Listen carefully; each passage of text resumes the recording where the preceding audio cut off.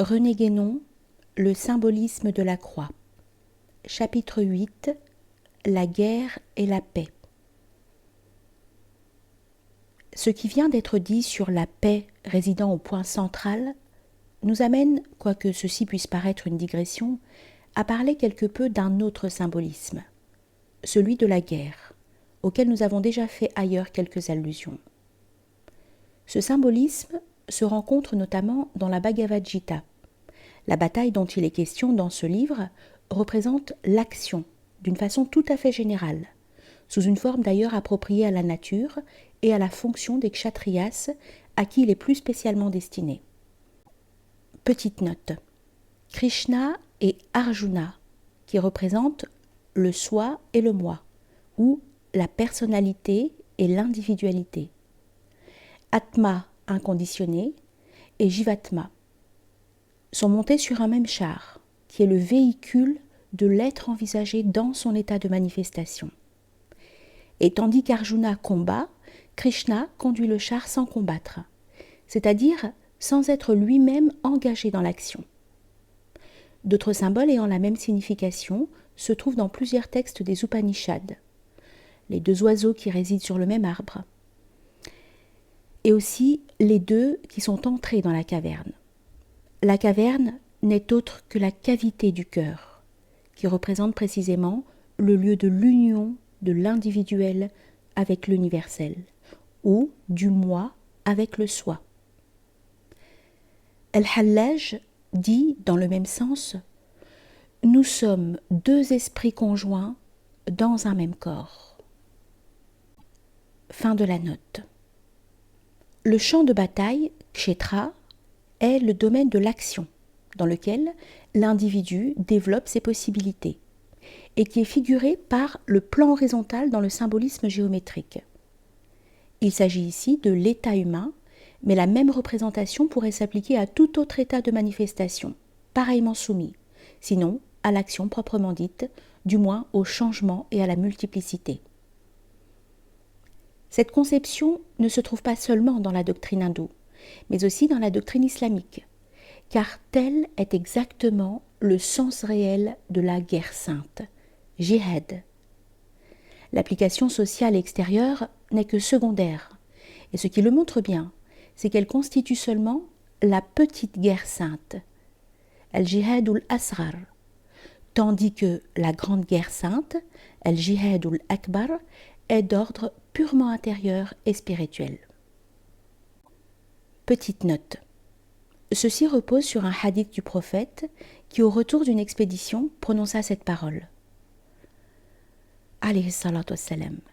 Nous sommes revenus de la petite guerre sainte à la grande guerre sainte. Raja'na min al-jihad al-asghar ila al-jihad al-akbar. Fin de la note. On peut dire que la raison d'être essentielle de la guerre, sous quelques points de vue et dans quelques domaines qu'on l'envisage, c'est de faire cesser un désordre et de rétablir l'ordre. C'est en d'autres termes l'unification d'une multiplicité, par les moyens qui appartiennent au monde de la multiplicité elle-même. C'est à ce titre, et à ce titre seul, que la guerre peut être considérée comme légitime. D'autre part, le désordre est en un sens inhérent à toute manifestation prise en elle-même, car la manifestation, en dehors de son principe, donc en tant que multiplicité non unifiée, n'est qu'une série indéfinie de ruptures d'équilibre. La guerre, entendue comme nous venons de le faire, et non limitée à un sens exclusivement humain, représente donc le processus cosmique de réintégration du manifesté dans l'unité principielle. Et c'est pourquoi, au point de vue de la manifestation elle-même, cette réintégration apparaît comme une destruction, ainsi qu'on le voit très nettement par certains aspects du symbolisme de Shiva dans la doctrine hindoue. Si l'on dit que la guerre elle-même est encore un désordre, cela est vrai sous un certain rapport, et il en est nécessairement ainsi par là même qu'elle s'accomplit dans le monde de la manifestation et de la multiplicité. Mais c'est un désordre qui est destiné à compenser un autre désordre, Et suivant l'enseignement et la tradition extrême orientale, que nous avons déjà rappelé précédemment, c'est la somme même de tous les désordres ou de tous les déséquilibres qui constituent l'ordre total. L'ordre n'apparaît d'ailleurs que si l'on s'élève au-dessus de la multiplicité, si l'on cesse de considérer chaque chose isolément et distinctivement pour envisager toute chose dans l'unité. C'est là le point de vue de la réalité, car la multiplicité, hors du principe unique, n'a qu'une existence illusoire. Mais cette illusion, avec le désordre qui lui est inhérent, subsiste pour tout être tant qu'il n'est pas parvenu, d'une façon pleinement effective, et non pas bien entendu comme simple conception théorique, à ce point de vue de l'unicité de l'existence, wahdat al-wujud, dans tous les modes et tous les degrés de la manifestation universelle. D'après ce que nous venons de dire, le but même de la guerre, c'est l'établissement de la paix.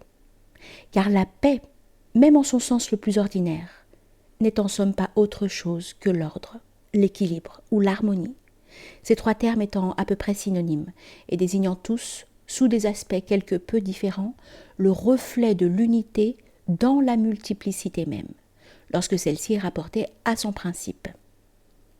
En effet, la multiplicité alors n'est pas véritablement détruite, mais elle est transformée.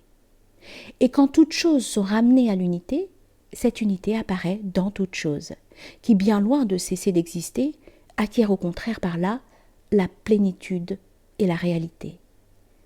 La plénitude de la réalité. C'est ainsi que s'unissent indivisiblement les deux points de vue complémentaires de l'unité dans la multiplicité et la multiplicité dans l'unité.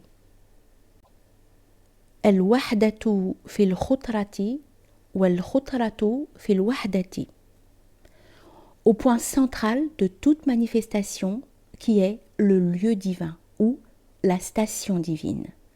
Al-maqamu lillah. Al-maqamu illahi, dont il a été parlé plus haut. Pour celui qui est parvenu en ce point, comme nous l'avons dit, il n'y a plus de contraire, donc plus de désordre.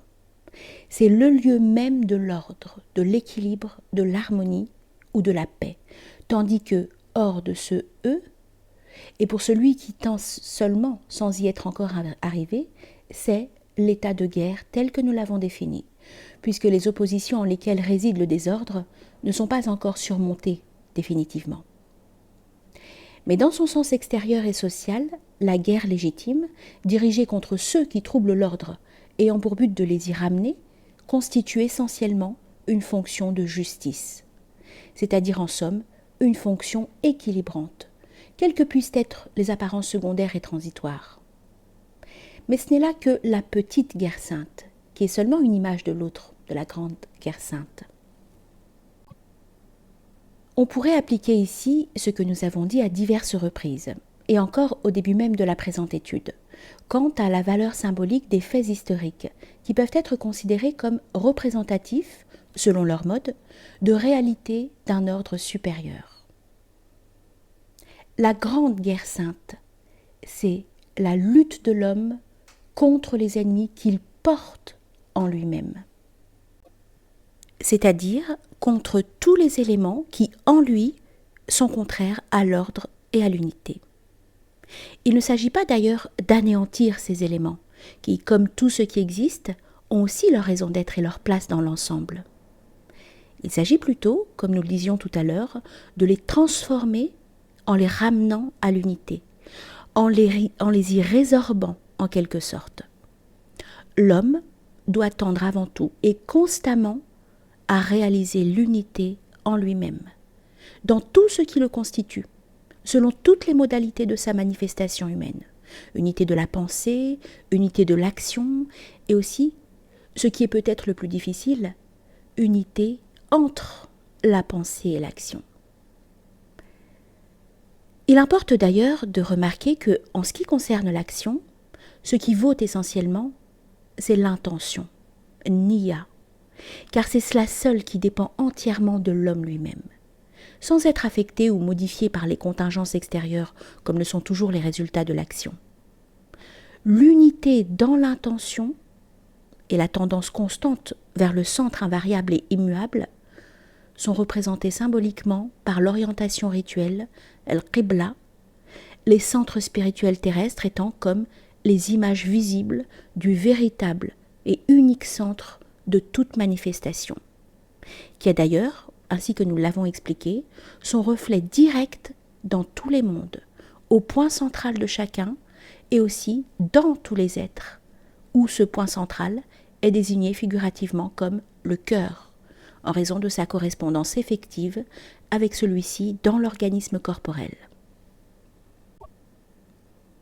Pour celui qui est parvenu à réaliser parfaitement l'unité en lui-même, toute opposition ayant cessé, l'état de guerre cesse aussi par là même, car il n'y a plus que l'ordre absolu, selon le point de vue total, qui est au-delà de tous les points de vue particuliers. À un tel être, comme il a déjà été dit précédemment, rien ne peut nuire désormais, car il n'y a plus pour lui d'ennemi, ni en lui, ni hors de lui. L'unité effectuée au-dedans l'est aussi et simultanément au-dehors, ou plutôt, il n'y a plus ni dedans ni dehors, cela encore n'étant qu'une des oppositions qui se sont désormais effacées à son regard. Petite note, ce regard est, selon la tradition hindoue, celui du troisième œil de Shiva, qui représente le sens de l'éternité, et dont la possession effective est essentiellement impliquée dans la restauration de l'état primordial. Fin de la note. Établi définitivement au centre de toute chose, celui-là est à lui-même sa propre loi. Petite note. Cette expression est empruntée à l'ésotérisme islamique. Dans le même sens, la doctrine hindoue parle de l'être qui est parvenu à cet état comme sveshachari, c'est-à-dire accomplissant sa propre volonté. Fin de la note. Parce que sa volonté est une, avec le vouloir universel, la volonté du ciel de la tradition extrême-orientale, qui se manifeste effectivement au point même où réside cet être. Il a obtenu la grande paix, qui est véritablement, comme nous l'avons dit, la présence divine, As-Sakina, l'immanence de la divinité en ce point qui est le centre du monde. Étant identifié par sa propre unification à l'unité principielle elle-même, il voit l'unité en toute chose et toute chose dans l'unité, dans l'absolue simultanéité de l'éternel présent.